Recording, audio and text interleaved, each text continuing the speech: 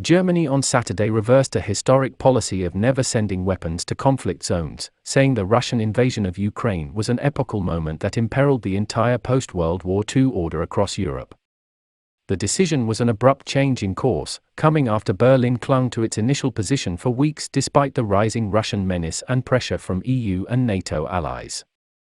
On Saturday, Berlin finally bowed to that pressure and to the reality that Russia is encircling Ukrainian cities and threatening to topple the government in Kiev. From its own stockpile, the German government will send 1,000 anti-tank weapons and 500 Stinger anti-aircraft defense systems to Ukraine.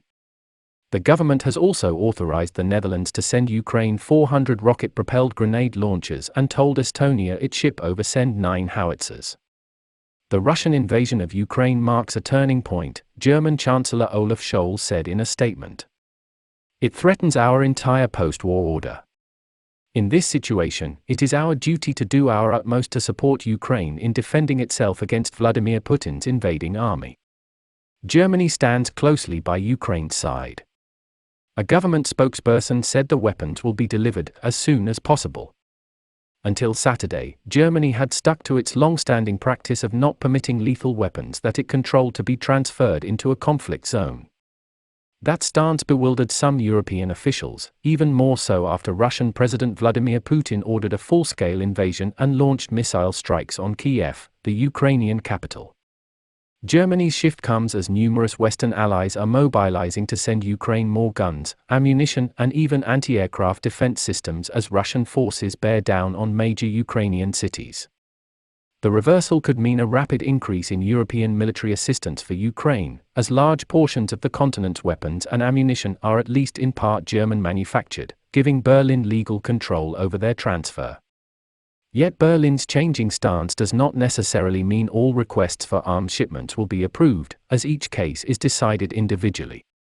Before Saturday's turnaround, senior Ukrainian officials had been complaining bitterly for weeks about Germany's refusal to allow arms shipments to bolster Ukraine's defenses. Estonia, in particular, had said it wanted to send old howitzers but was prevented from doing so because Germany was withholding its approval. Estonia bought the weapons from Finland, which gave its sign-off, but Germany also has to okay the transfer because it originally sold the howitzers to Finland. At the time, Ukrainian and some officials from EU countries expressed outrage. And in response, Germany said it was sending 5,000 helmets and a field hospital to Ukraine, a meager contribution that has been the subject of some derision considering that Germany is the biggest and wealthiest EU country. Germany's resistance lingered in recent days even as other European countries, the US and NATO started mobilizing in recent days to send military equipment and weapons to Ukraine.